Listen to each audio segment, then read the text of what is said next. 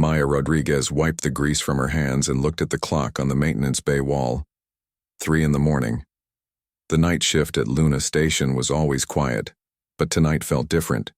She could hear the low hum of machinery and the distant sounds of ships docking at the outer bays. Her father used to work these same hours 20 years ago, back when Maya was just a kid who would sneak down to watch him work on the big ships. Now she was 25 and doing the same job. Most people thought it was sad that she never left Luna Station, never tried to be something more. But Maya loved working with her hands. She loved the puzzle of broken machines and the satisfaction of making them run again. Her father had taught her that every machine had a story, and if you listened carefully, it would tell you what was wrong. The alarm bell rang 3 times, which meant a big ship was coming in. Maya walked to the observation window and saw the massive bulk of the Exploration vessel moving slowly toward the main dock. The ship was huge, bigger than anything she had worked on before. Its name was painted in white letters along the side, Horizon's Edge. Even from far away, Maya could see that something was wrong. The ship moved too slowly, and there were no lights in the engine section.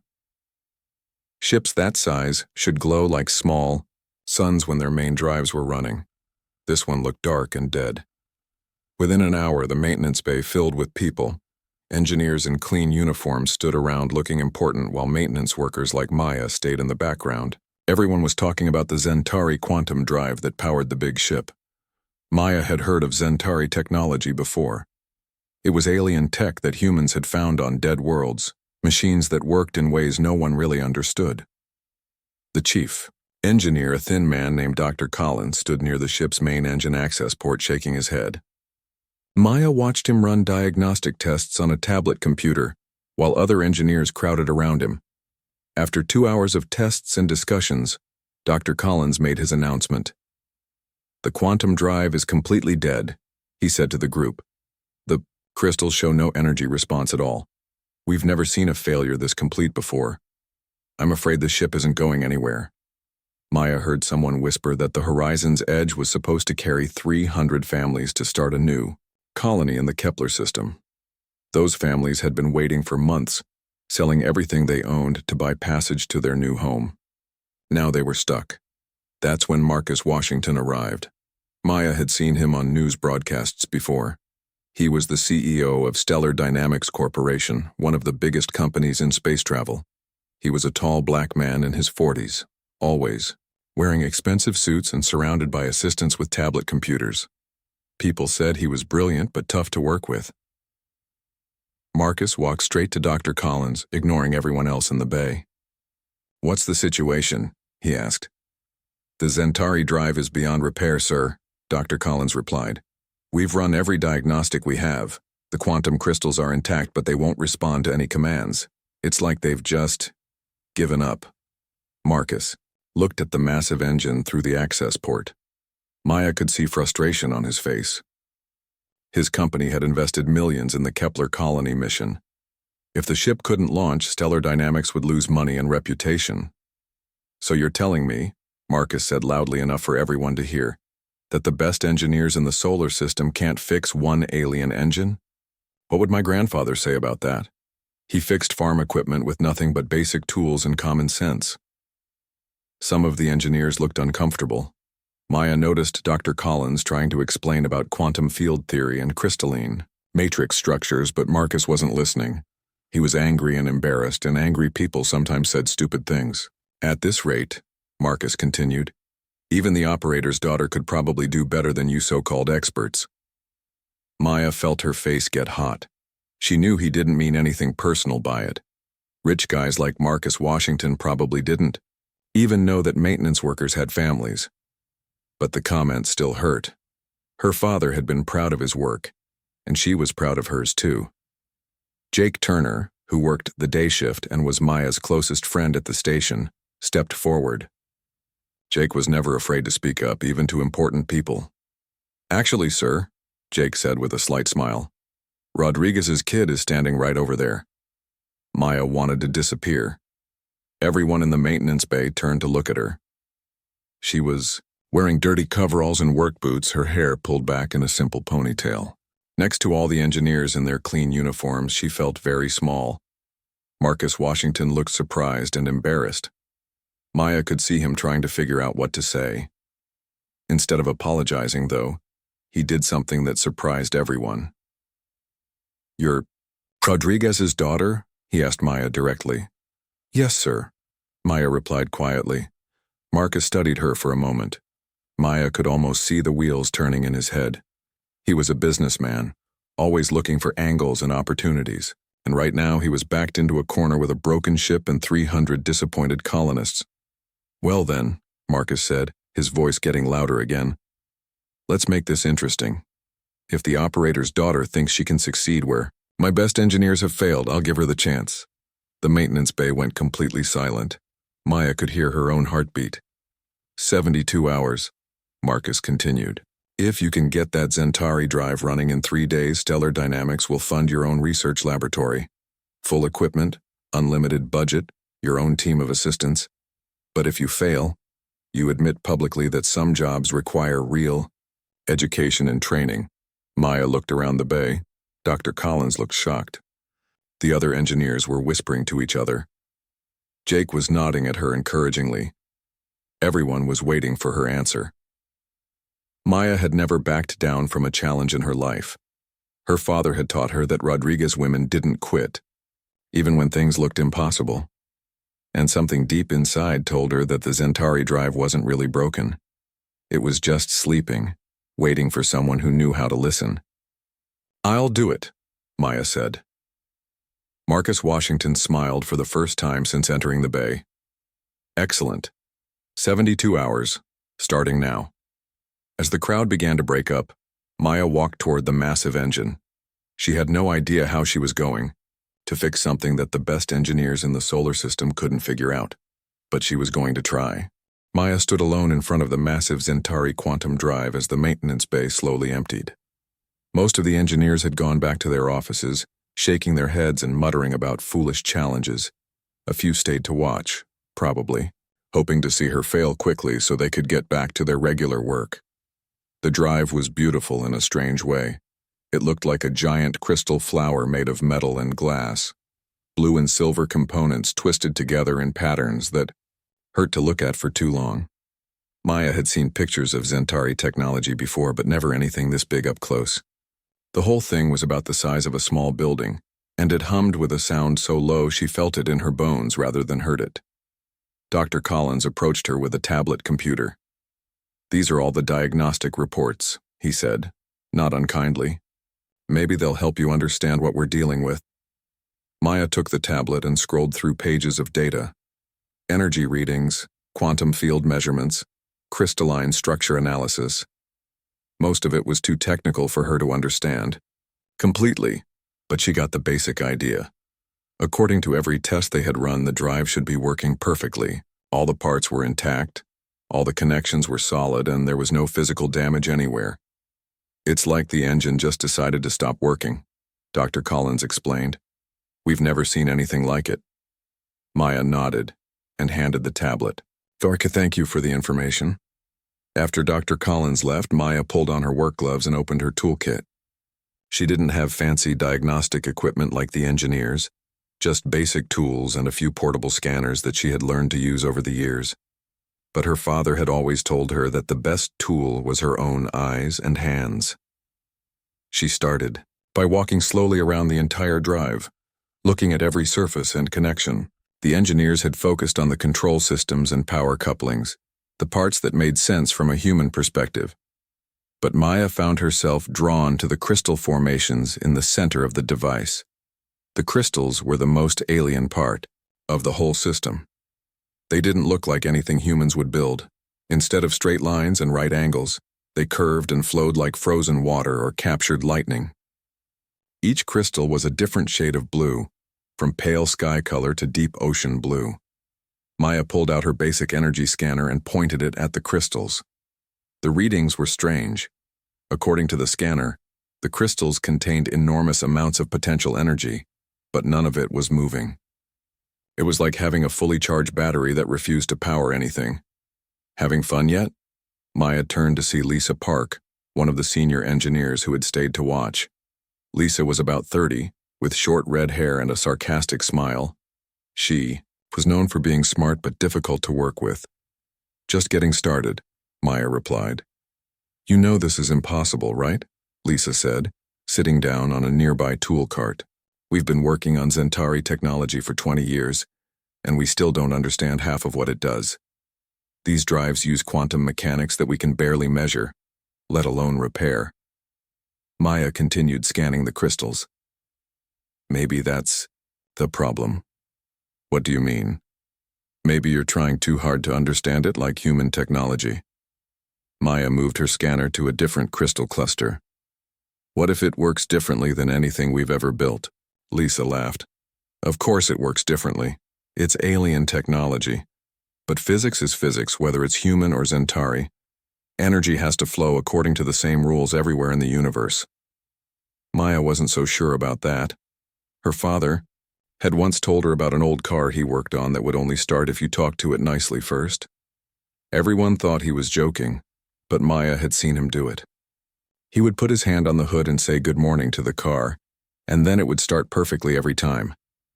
Other people would try the same thing and it wouldn't work for them. Her father said it was because they didn't really mean it. The car could somehow tell the difference between someone who cared about it and someone who was just going through the motions. Maybe the Zentari drive was like that old car. As the night went on, more people came to watch Maya work. Jake brought her coffee and a sandwich around midnight. Tony Garcia, a systems analyst who usually worked on computer problems, stopped by to offer advice about energy flow patterns. Even some of the maintenance workers from other shifts came by during their breaks to see how she was doing. "My money's on Maya," she heard one of them whisper to another. "Rodriguez's kid knows machines better than anyone on this station." Maya tried to ignore the growing crowd and focus on her work. She had moved from scanning individual crystals to mapping the connections between them. Unlike human circuits that carried electricity through wires, the Zentari system seemed to pass energy through the crystals themselves in ways that didn't show up on her basic equipment. Around 2 a.m, Maya made her first real discovery. While examining a cluster of small crystals near the base of the drive, she noticed that her scanner readings changed depending on how close she stood to the device. When she was more than 3 feet away, the crystals showed no activity at all, but when she moved closer, the energy readings flickered slightly. She called Jake over to help with an experiment. "Stand right here and don't move," she told him, positioning him about 5 feet from the crystal cluster. Then she moved to different positions around the drive, watching her scanner readings. The results were interesting. The crystals responded most strongly when Maya stood directly in front of them, less when she was to the side, and not at all when she was behind them. It was almost like they were trying to face her, like flowers turning toward the sun. "That's weird," Jake said when Maya explained what she had found. "It's like the thing knows you're there." Maya nodded. That was exactly what it felt like. By dawn, Maya had mapped the response patterns of every major crystal cluster in the drive. Each one seemed to have its own personality, responding differently to her presence. Some flickered eagerly when she approached, others seemed shy and took time to react, and a few remained stubbornly inactive no matter what she did. Dr. Collins arrived early and found Maya sitting on the floor in front of the drive, staring at the crystal formations with tired eyes. "Any progress?" he asked. Maya looked up at him. "I think the drive isn't broken, I think it's lonely." Dr. Collins frowned. "Lonely? It's a machine, Maya. Machines don't get lonely." Maya stood up and stretched her sore back. She had been working for almost 18 hours straight, but she felt more energized than tired. For the first time since accepting Marcus Washington's challenge, she thought she might actually have a chance. "Maybe Zentari machines do," she said. Maya woke up on the small cot in the maintenance break room after sleeping for 4 hours. Her back hurt from working hunched over the quantum drive, but her mind felt clearer than it had in months. She had less than 2 days left to solve the puzzle, and she thought she finally understood what direction to go. The maintenance bay was busier than usual for a morning shift. Word had spread through Luna Station about Marcus Washington's challenge, and people were curious to see what the operator's daughter could do. Maya noticed several engineers she didn't recognize standing near the observation windows, probably sent by other companies to watch what happened. Jake met her at the coffee machine with a worried expression. Maya, I hope you know what you're doing. Marcus Washington arrived an hour ago with some very important-looking people. They're in the conference room upstairs, probably planning what to do when this doesn't work out. Maya poured coffee into her thermos and grabbed a breakfast bar from the vending machine. Then I better make sure it does work out. She walked back to the quantum drive and stood in her usual spot in front of the main crystal cluster. The crystals flickered slightly when she approached, just like they had during the night. Maya had been thinking about this response pattern while she slept, and she had an idea. Jake, can you find Pete Johnson for me? The sound guy who works on the audio systems for the big ships? Pete? What do you need him for? I want to try something different. An hour later, Pete Johnson arrived carrying a case full of audio equipment. Pete was a quiet man in his 50s who spent most of his time calibrating communication systems and entertainment centers on passenger ships. He had worked with Maya's father years ago and always treated Maya with kindness and respect. Jake said you needed some sound equipment, Pete said, setting down his case. What kind of project are you working on? Maya pointed to the quantum drive. I need to know what sounds it makes.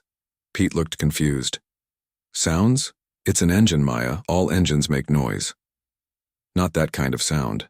I think this engine makes sounds we can't hear, and I think those sounds might be important. Pete opened his case and pulled out several sensitive microphones and a portable recording system. Well, I've recorded stranger things. Let's see what your alien engine has to say. They spent the morning placing microphones around different parts of the drive and recording everything. Most of the sounds were what Pete called normal engine noise, vibrations from cooling systems, electrical hums from power circuits, and the low rumble of inactive machinery. But when Pete played back the recordings through his computer, filtering out the background noise and amplifying the quieter sounds, they discovered something amazing. Each crystal cluster produced its own unique set of tones, too low for human ears to detect naturally. The crystals were singing to each other in frequencies below normal hearing. This is incredible, Pete said, adjusting his equipment to make the sounds audible. It's like they're having a conversation. Maya listened to the crystal songs through Pete's headphones. Some clusters produced steady, peaceful tones. Others made quick, nervous sounds like electronic birds. A few made sad, lonely sounds that reminded Maya of whales calling across empty oceans. Can you record my voice and play it back at the same frequencies? Maya asked. Pete nodded and handed her a microphone. What do you want to say? Maya felt silly, but she had learned to trust her instincts when working with machines. Hello, she said simply. My name is Maya. I want to help you. Pete converted her voice to match the crystal frequencies and played it back through speakers positioned near the main cluster. The response was immediate and obvious. The crystals began, glowing brighter, and their songs became more active and complex. The energy readings on Maya's scanner jumped higher than they had since she started working on the drive. Dr. Collins, who had been watching from a distance, came running over. What did you do? The quantum field readings are fluctuating in patterns we've never seen before. I said hello, Maya replied. More engineers gathered around as Maya and Pete continued their sound experiments. Maya tried different words and phrases, and the crystals responded differently to each attempt. Simple greetings made them glow brighter. Complex technical language made them dim and withdraw. But when Maya spoke to them like she would speak to a frightened animal or a lonely child, they became most active of all. Dr. Amy Chen, Luna Station's chief scientist, arrived with her own equipment and began taking detailed measurements. Dr. Chen was a small woman with gray hair who had studied alien technology longer than anyone else on the station. She was known for being serious and focused, but Maya could see excitement in her eyes as she watched the crystal responses. Maya, this is extraordinary, Dr. Chen said, looking at her readings. The quantum field is restructuring itself in response to specific acoustic patterns. It's almost like the crystals are trying to match the emotional content of your voice rather than the words themselves. Maya nodded. That matched what she was feeling too. The crystals didn't seem to understand English, but they somehow understood. When she was being friendly versus when she was being formal or technical. Marcus Washington appeared at the edge of the group, watching silently. Maya noticed he looked tired and stressed. She wondered how much pressure he was under from his company's board of directors. Maya, Dr. Chen continued, I think you're onto something revolutionary here. What if Zentari technology isn't just mechanical? What if it requires some kind of emotional or psychological connection to function properly? Like a partnership? Maya asked. Exactly like a partnership.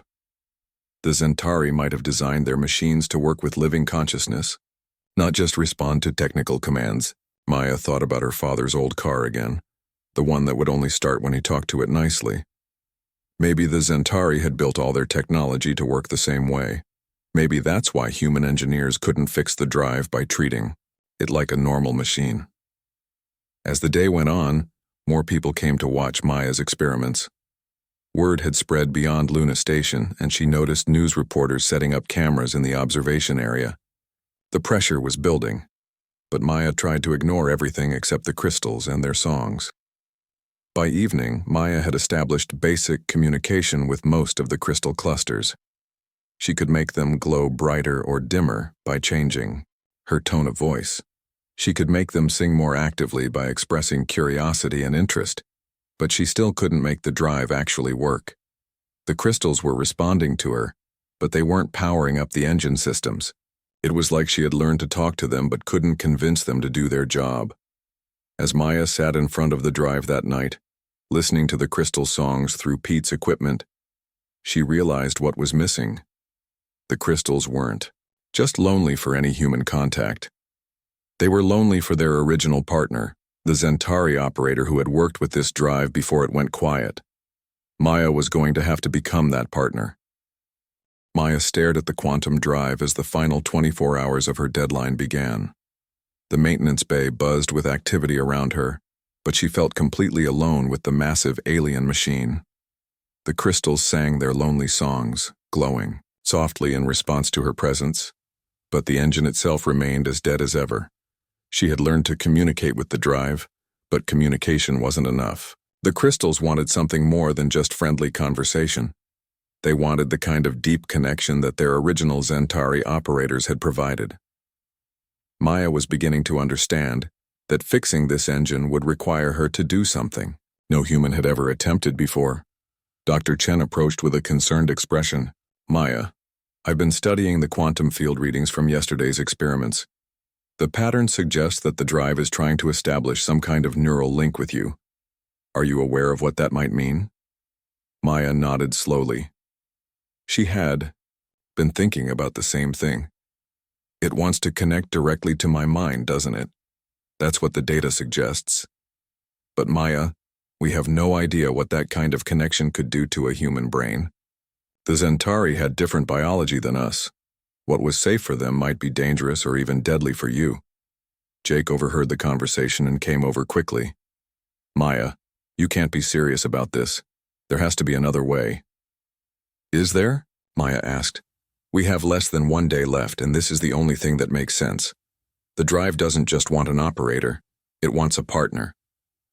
Marcus Washington had been standing nearby, listening to every word. He stepped forward with a troubled expression. Miss Rodriguez, I never intended for you to risk your life over this challenge. If there's danger involved, we should call this off. Maya looked at him with surprise. She had expected the businessman to push her to take any risk necessary to save his company's mission. Instead, he seemed genuinely worried about her safety. Mr. Washington, 300 families are counting on this ship to take them to their new home. Your company has invested millions of dollars in the colony mission. Are you really willing to give up when we're this close to a solution? Marcus was quiet for a long moment. Not if it means getting someone killed. There will be other missions, other opportunities. There won't be another you. Despite everything, Maya smiled. Maybe Marcus Washington wasn't just a heartless businessman after all. But her mind was already made up.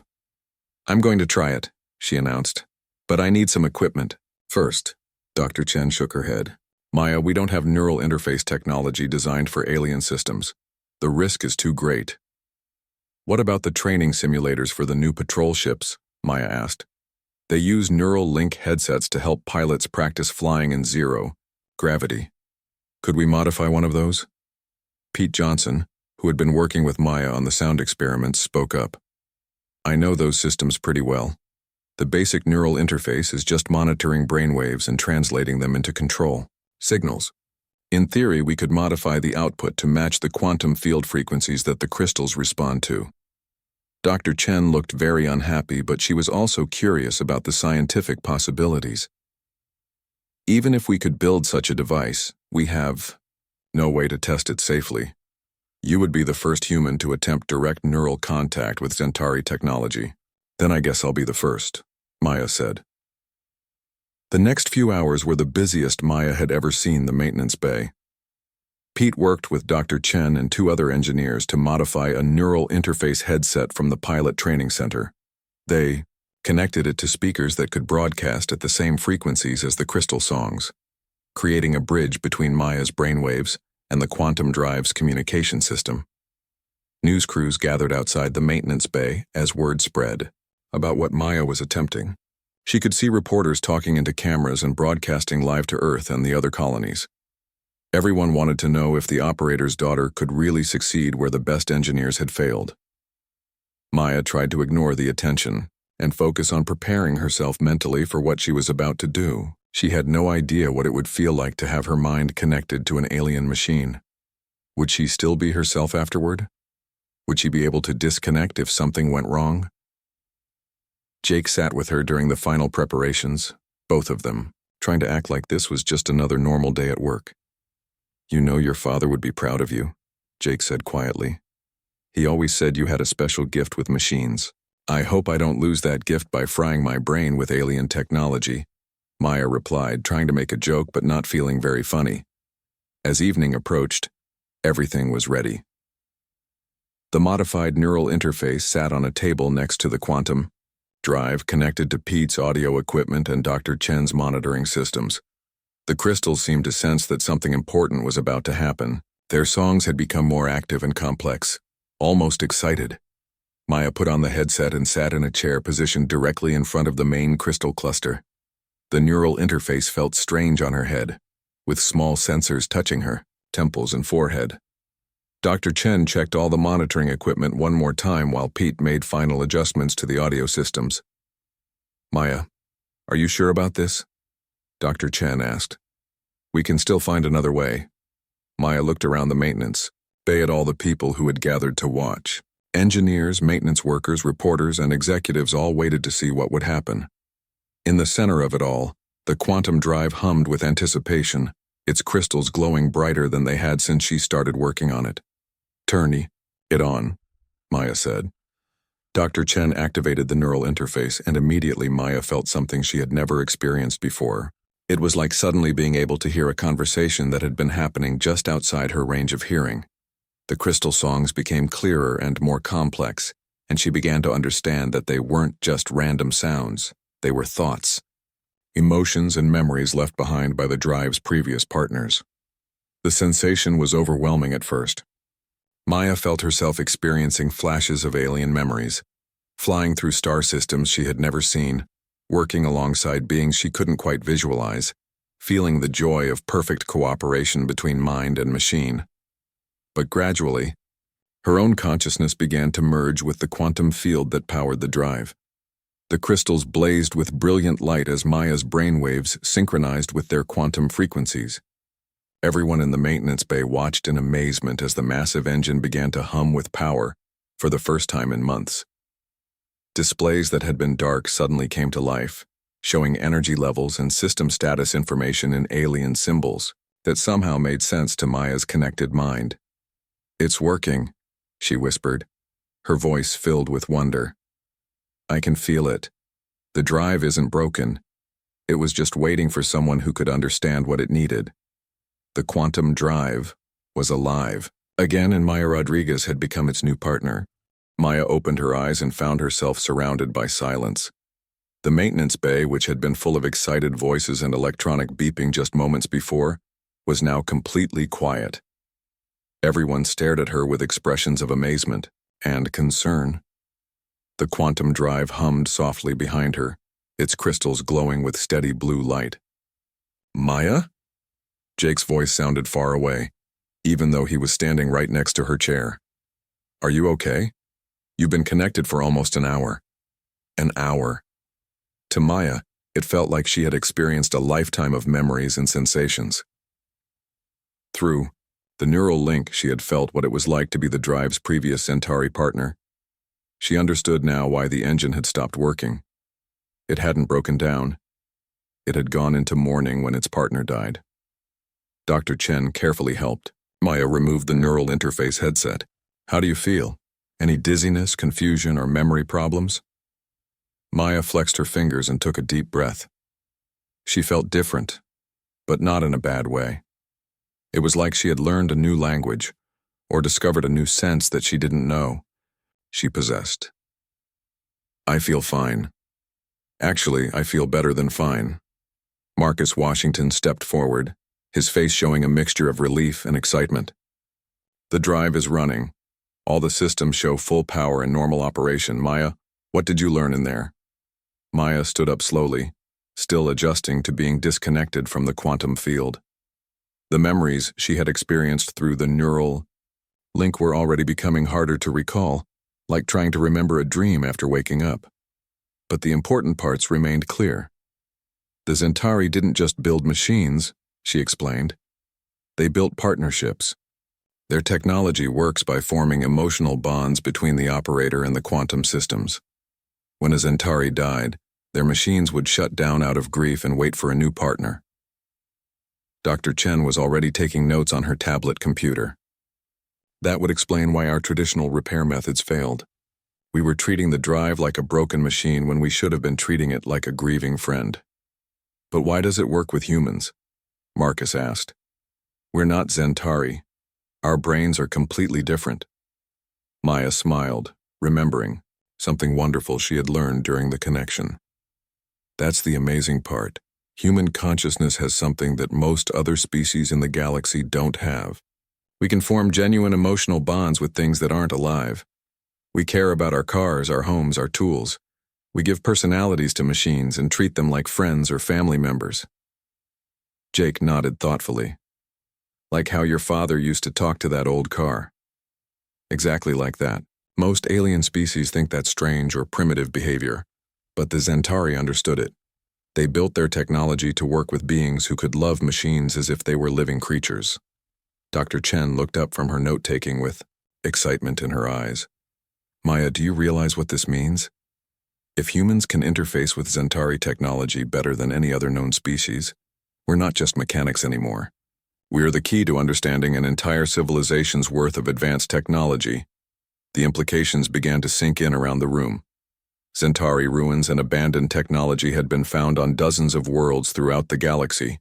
Other alien species had studied these artifacts for centuries without being able to activate most of them.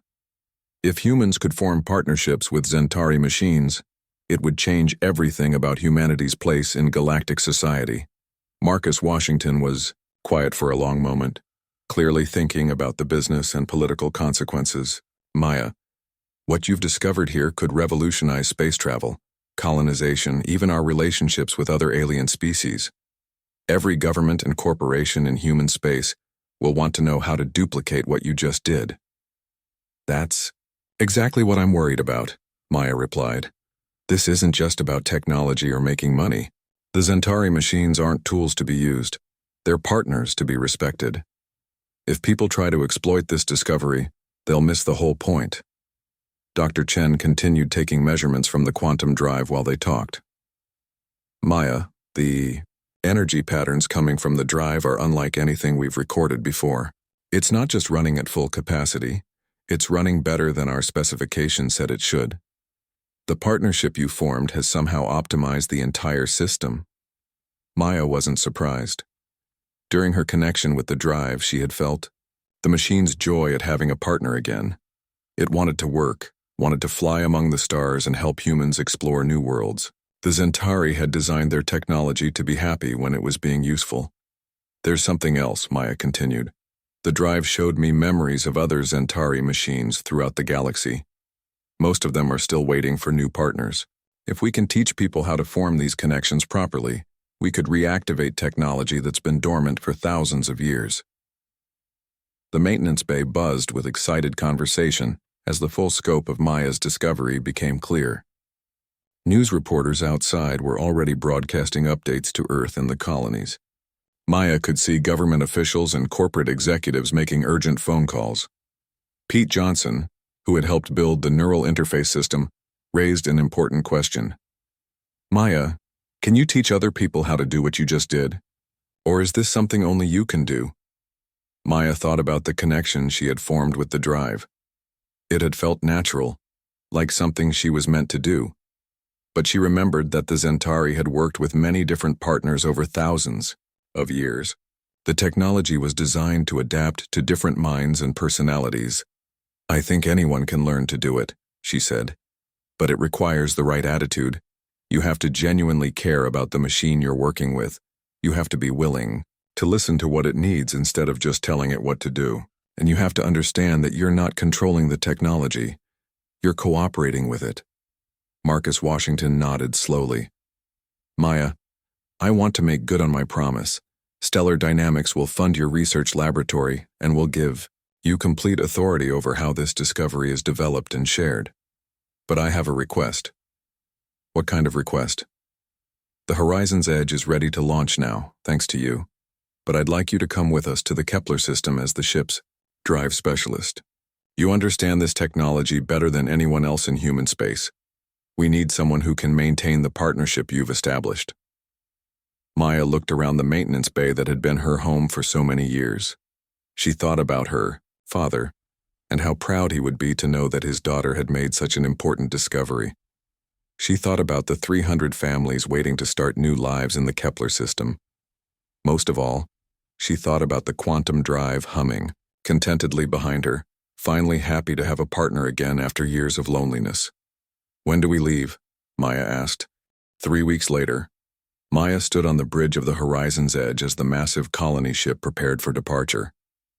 Through the main viewing window, she could see Luna Station growing smaller in the distance.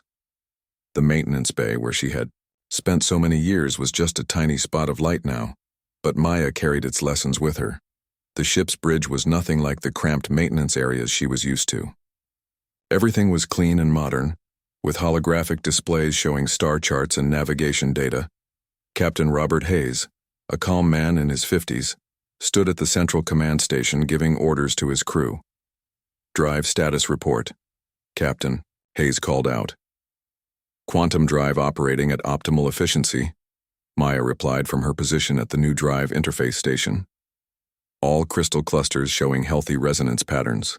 The drive is ready for jump to hyperspace. Maya's hand rested on the neural interface control that connected her to the quantum drive. She had insisted that the connection remain voluntary and limited, refusing to have permanent implants installed, despite suggestions from some of the engineers. The drive didn't need constant mental contact.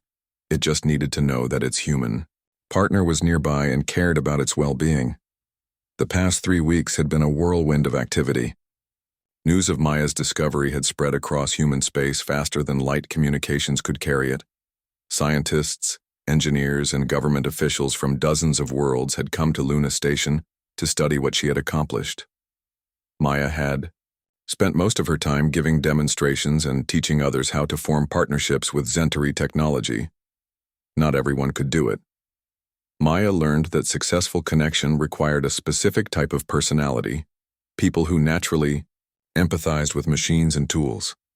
About 1 person in 50 had the right combination of intuition, empathy, and technical understanding. Marcus Washington's company had already begun recruiting and training these special individuals, who were being called machine partners in the news reports. Dr. Chen had stayed on Luna Station to continue research into Zentari technology, but she had sent Maya off with a personal gift, a small crystal pendant that resonated with the same frequencies as the ship's quantum drive. Maya wore it around her neck, feeling a constant, gentle connection to the massive engine that powered their journey. All stations report ready for hyperspace jump, announced Lieutenant Sarah Kim from the navigation station. Maya closed her eyes and reached out mentally to the quantum drive. Through the neural interface, she could feel the machine's excitement about the upcoming journey. The drive had been designed for exploration, for carrying people to new worlds and discoveries. After sitting dormant for so long, it was thrilled to be flying among the stars again. "Drive is ready," Maya confirmed. "The crystals are singing," Captain Hayes smiled. He had been skeptical about having a former maintenance worker on his bridge, but Maya's results spoke for themselves. The Horizon's Edge was running better than it ever had, using less power and moving faster than the ship's original specifications suggested was possible. "Engage hyperspace drive," Captain Hayes ordered. Maya felt the quantum crystals surge with power as space around the ship began to bend and fold. Through the neural connection, she experienced the drive's joy as it opened a tunnel through dimensions, creating a shortcut across the vast distances between stars.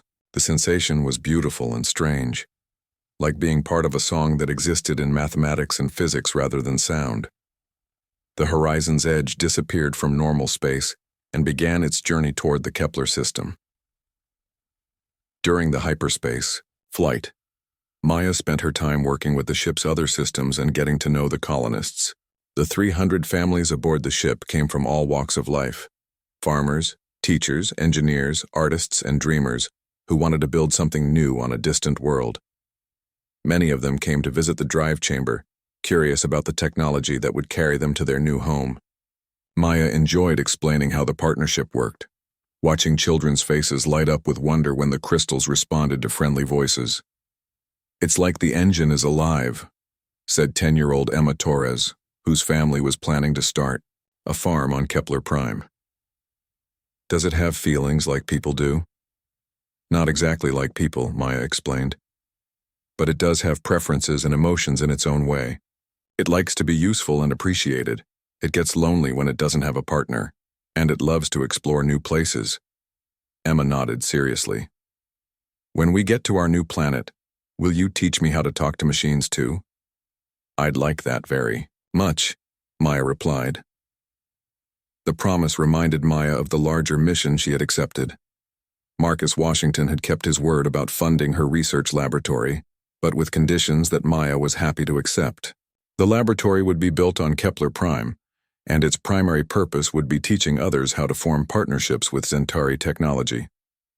More importantly, Maya had insisted that the knowledge be shared freely, rather than kept secret for commercial advantage. Every human world would receive complete information about machine partnership techniques. Maya believed that this discovery belonged to all humanity, not just to the corporations or governments that could afford to buy. And 3 months into the journey, Maya received a message from Dr. Chen back on Luna Station. Using the techniques Maya had developed, research teams had successfully activated 7 more pieces of Zentari technology found in museums and research facilities. Each activation had revealed new capabilities and technologies that could benefit human civilization. But the most exciting news came from exploration teams investigating Zentari ruins on distant worlds. Several ancient facilities had come back to life when approached by trained machine partners, revealing star maps, historical records, and technologies that humanity was only beginning to understand. "Maya," Dr. Chen's recorded message said, "You haven't just fixed one engine. You've opened the door to an entire lost civilization. The implications for human development are beyond anything we imagined." Maya watched the message while sitting in the drive chamber, surrounded by the gentle glow of the quantum crystals. The drive hummed contentedly, enjoying its work of carrying the colony ship toward their destination. Through the neural interface, Maya could feel its satisfaction at having purpose again. As the weeks passed, Maya realized that her father had been right about machines having stories. The quantum drive story was one of loss, loneliness, and finally finding a new purpose with human partners. But it was also part of a much larger story, the story of how humanity discovered its unique gift for forming bonds with the tools and technologies around them. When the Horizon's Edge finally dropped out of hyperspace near Kepler Prime, Maya felt the drive's excitement as it sensed the gravity wells of new worlds. The colonists crowded around viewing windows to see their new home, a blue and green planet that looked remarkably like Earth. Drive performance during the journey was exceptional, Captain Hayes announced to the ship. Thanks to our machine. Partner, we arrived 3 days ahead of schedule and used 30% less power than projected. Maya smiled but kept her attention focused on the quantum drive. Through their connection, she could feel that the machine was already looking forward to future journeys, future partnerships, and the exploration of worlds not yet discovered. As the Horizon's Edge moved into orbit around humanity's newest colony, World Maya Rodriguez knew that her greatest adventure was just beginning. She had become the bridge between human intuition and alien technology, and the galaxy would never be the same.